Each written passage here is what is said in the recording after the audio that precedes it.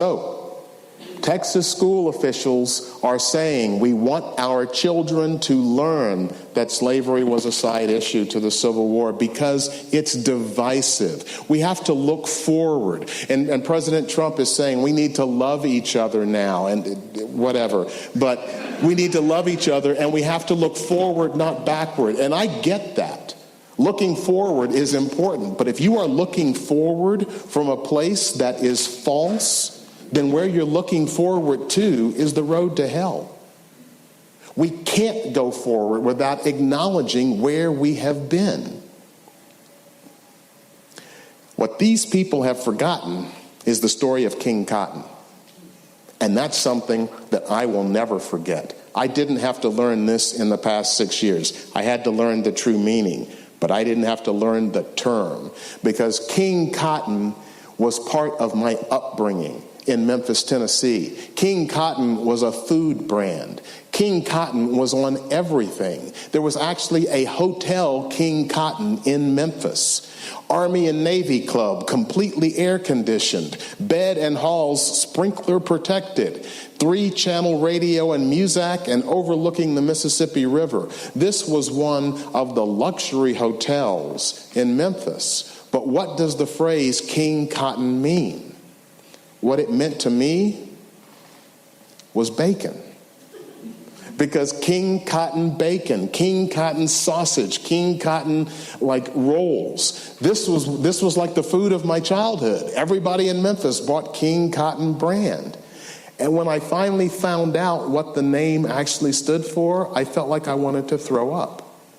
Because King Cotton, the theory that was used by Southerners before the Civil War to say, we can do this. We can break away from the North and it's economically feasible. And here's why. Everybody depends on our cotton. We can shut down the mills in the North in a heartbeat. Britain and France are going to have to make a decision. Will they support us militarily? Because we can cut down their mills. We just won't send them our cotton. It couldn't have been more practically and beautifully stated than it was by Senator Henry Hammond of South Carolina. Without firing a gun, without drawing a sword, should they make war on us, we could bring the whole world to our feet. What would happen if no cotton was furnished for 3 years? England would topple headlong and carry the whole civilized world with her, save the South. No, you dare not make war on cotton. No power on earth dares to make war upon it, because cotton is king. Follow the money. This is how important cotton was. What kind of money are we talking about? 1840, cotton made 59% of all U.S. exports. This is 15 years before the Civil War.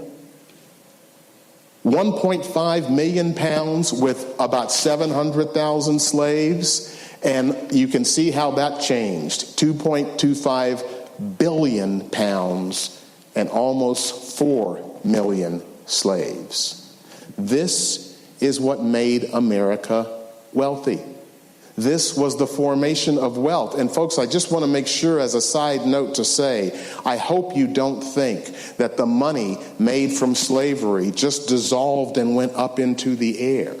It went into companies and businesses, and not even tracing and blaming those corporations. Those corporations hired people and paid their salaries and their benefits and gave them the ability to raise families and to pass wealth on through the generations. This money is what made America financially stable. The market value of slaves in 1860 was greater than the market value of every railroad, factory, and bank combined. Follow the money, because the money we're talking about was huge.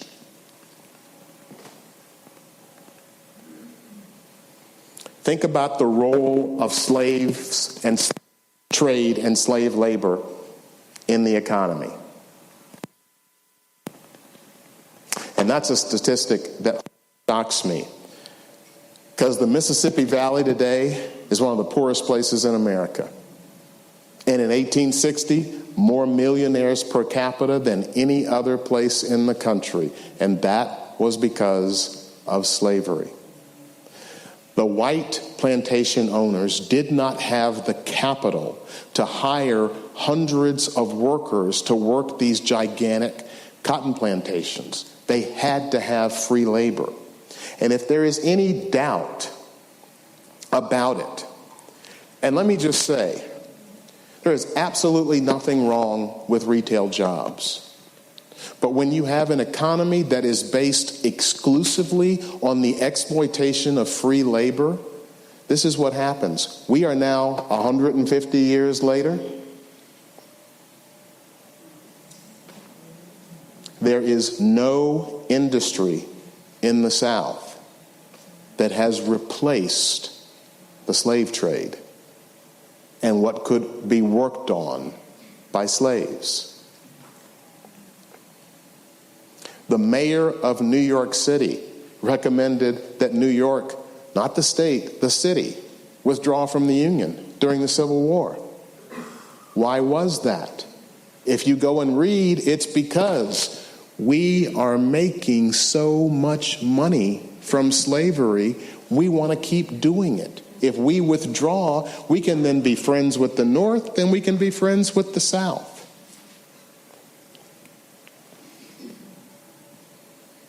They are saying it to you as plainly and as directly as they can. And so the people today who say the folks honored in these monuments were not fighting for slavery, my response is, I understand that that's what you want to believe. And I understand how difficult it is to wrap your mind around the fact that human beings, fellow Americans, would fight, kill other people, and die to preserve slavery. It's really hard to wrap your mind around that. But that is the ugly truth. If you read that quote from Abraham Lincoln, I was raised to understand that Abraham Lincoln was my savior.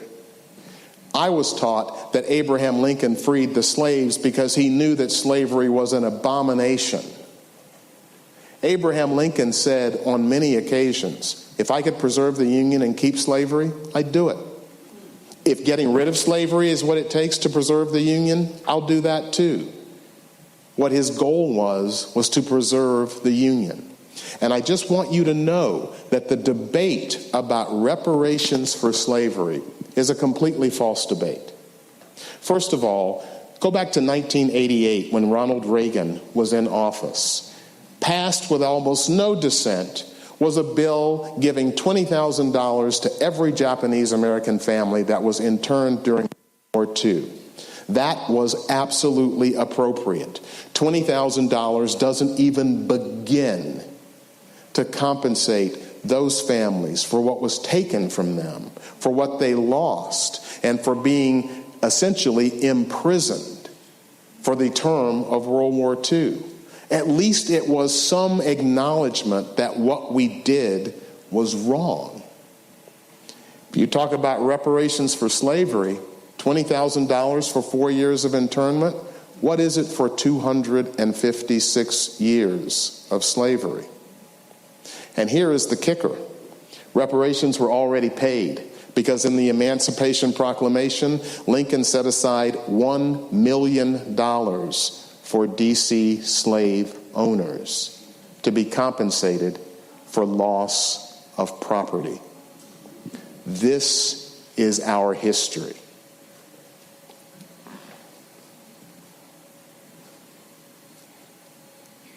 We've already talked about the Indian Removal Act. In the middle of the Civil War, the government still was doing what white supremacy demands, which is favoring the white class over everyone else. And I'll give you a perspective on this that's interesting. The problem. At the very same time that America refused to give the Negro any land, through an act of Congress, our government was giving away millions of land in the West and the Midwest, which meant that it was willing to undergird its white peasants from Europe with an economic floor. But not only did they give the land, they built land-grant colleges with government money to teach them how to farm. Not only that, they provided county agents to further their expertise in farming. Not only that, they provided low interest rates in order that they could mechanize their farms. Not only that, today many of these people are receiving millions of dollars in federal subsidies not to farm, and they are the very people telling the black man that he ought to lift himself by his own bootstraps. Now, this is what we are faced with, and this is the reality. Now, when we come to Washington, in this campaign, we are coming to get our check. This is not the Martin Luther King that they pull out on MLK Day or for Black History Month. So, what was the Civil War and the Confederate flag really about? And as opposed to listening to people, one of the things you can read is this phrase, read about is a phrase called the lost cause. And that's a suggestion that it wasn't really slavery, it was states' rights. Did we hear that from Ronald Reagan's advisors? That's what it was all about. And I have no complaint with that. It was about states' rights. It was about the right to own other human beings as slaves. It was about culture, and the culture was white supremacy. It was about those things that the people who say the monuments should stay up, it was about the things that they say it's about. It's just that their history is causing them to see heritage and culture in a way that is completely false. So I have an idea. If you want to know why the southern states left the Union and why they started the Civil War, why don't you just ask them?